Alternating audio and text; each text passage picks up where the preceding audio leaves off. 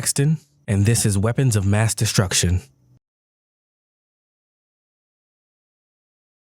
I'm here with DJ B, a native of Philly, but lives and operates a Black-owned record store, Freshtopia. I spoke with him at WNSB Hot 91, where he works on the Fresh Start Morning Show. DJ B, a.k.a. Bees is the DJ, a.k.a. Bees is the turntablist, a.k.a. Vinyl Rippington. So to get started, 1520 Sedgwick Avenue on August 11th, the day DJing hit the New York streets, well, at least the Recreation Center. How important is this date and location to DJing? The birth of the culture per se, date-wise. It was there before, but that's the date credited from Kool Herc's sister, who had a party in their building, 1520 Sedgwick Avenue in the Bronx.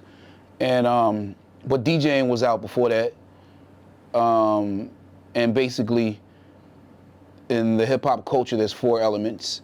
You got graffiti, you got breakdancing, b-boy, b-girl, you got MCing, and you have the first, which is the DJ. So pretty much the DJ kept the party moving.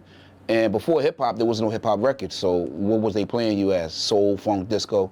And a lot of these soul, funk, disco records, there's a break in the record. And the break of a record is when it's just the drums, it breaks down, there's no vocals or anything. And that's the part that conceptually is short. You know, it's just one of the best parts of the record, but it's real short. And somebody, I'm not sure exactly who, somebody was like, let me keep that break going. So what you do is you get two copies of the same record. You know what I'm saying? There was no technology, you couldn't loop it. You're doing it live. And somebody came up with the concept, because we know the pioneers of it, but I don't know who was the very first person, so that's all I want to say.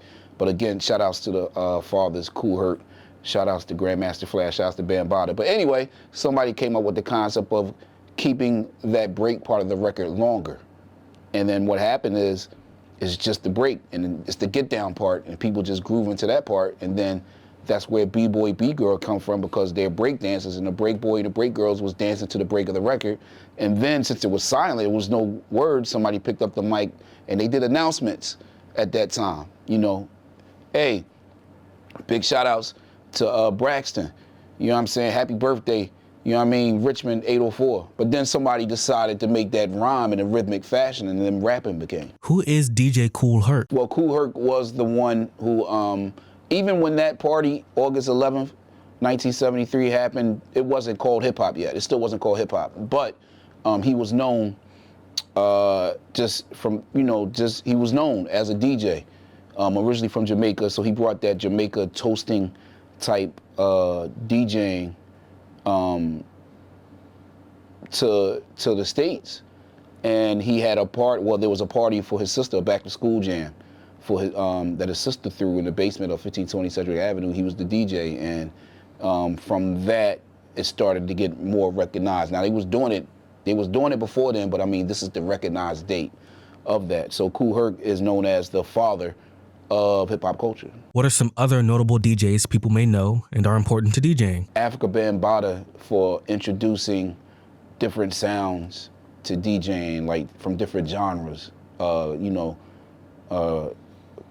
German music, Kraftwerk, you know, which produced electro funk and freestyle music.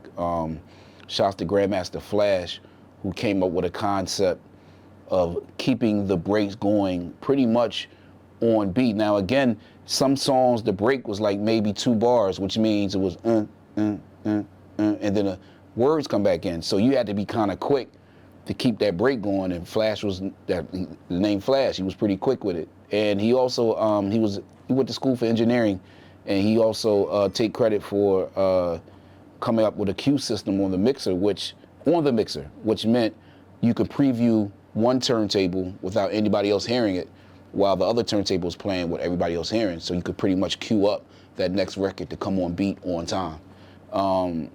You know, shout outs to the Disco Twins, shout outs to the L Brothers, shout outs to just all the pioneers. And I'm from the city of Philadelphia, so shout outs to DJ Jazzy Jeff, DJ Cash Money, shout outs to DJ Spinback, shout outs to Cosmic Kev, shout outs to Ted Money, shout outs to Bruiser, shout outs to EC LaRock, shout outs to DJ Ran, You know what I mean? Shouts to all the pioneers. Big up Lady B, too. Shouts to Lady B and Mimi. When talking about the beginning of DJing, we have to keep in mind the technology. What kind of equipment was being used to DJ parties? They was putting together people's sound systems, like amps from one house, an amp from another house, speakers from another house, putting it all together. And I wasn't there. I'm the second generation of hip hop, second or third, probably third. So they was just putting things together. And then a blackout happened in New York. I think that was 77. And next thing you know, a bunch of DJs popped up. And I'm gonna leave it at that. Some of the techniques they were using to DJ and keep the party going were beat juggling. What exactly is that? Beat juggling came later.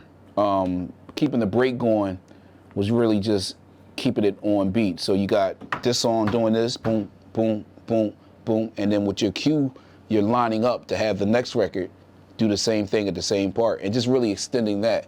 Beat juggling, and that's kind of like mixing, like just being on time, getting to your next record flawlessly. When you're nodding your head and getting to the next beat, or when somebody dancing, you don't want them to dance off beat to the next record. You want to get into it smoothly.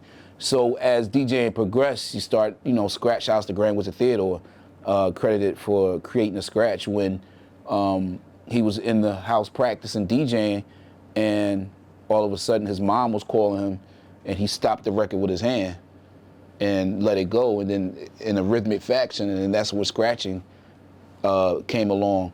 Also, with scratching, it just developed, and now the turntable's now an instrument, so you develop a different technique of scratching, similar to a violin player playing a violin, similar to a piano player playing a piano. Beat juggling is pretty much taking, just taking two sounds. It could be the same record or a different record, and creating a new beat by going back and forth. So that's what beat juggling is. The MC or master of ceremonies is the voice. What exactly are they, and how are they involved with DJing and the crowd? You end up, doing announcements. You end up trying to get the party started, 1, 2, in the place to be, and then you rhyme something with B, and then you put somebody's name in it. So then, just like anything develops, the next person say, well, I can do that better. I can do that better. I can do that better. I can do that better. I can create my own technique. Some people say, well, I want to sound like him, and they mimicking them. But some people are like, nah, I want to be better than them. I'm going to create my own style. So rhyming became poetry on music, on beat, rhythmic. And now you're getting messages out. You got MCs putting thought-provoking lyrics together with similes and entendres. And then you got some people that's just saying whatever. But it's all under the umbrella of the hip-hop culture. Where do you see the culture of DJing evolving into with new technology being created almost every day? The future of DJing, man, I don't know. Ain't no telling. Again, I think people are going to start just DJing with their brain. You know what I mean? They just going to be doing that, and now it's projected to some system that they develop. I'm thinking about this record, play this record. It could happen. I don't know. I know, you're supposed to embrace technology, and I embrace it, but there's nothing like me playing them 45s or just playing 12 inches on techniques. It's the basics that will make, and I try to sound the same as I would as if somebody was using the technology. So in order to do that, it's constant practice, constant practice. What are some final thoughts and some advice you would give to up-and-coming DJs? Be a music lover first and really research your music, and do research the pioneers and research techniques and develop your own style. And practice makes permanent. There's no such thing as perfect, but permanent. You know what I'm saying? I always use an analogy of Steph Curry, who constantly practiced, but he missed shots. But he keeps practicing, which means his percentage of making shots is much higher than if somebody wouldn't practice. So that's the same thing, I apply that to DJing. Practice makes permanent. So the more you practice, the more easier to become the DJ, the more easier it becomes second nature, where you could concentrate on other things of being creative, not just trying to keep a song on beat.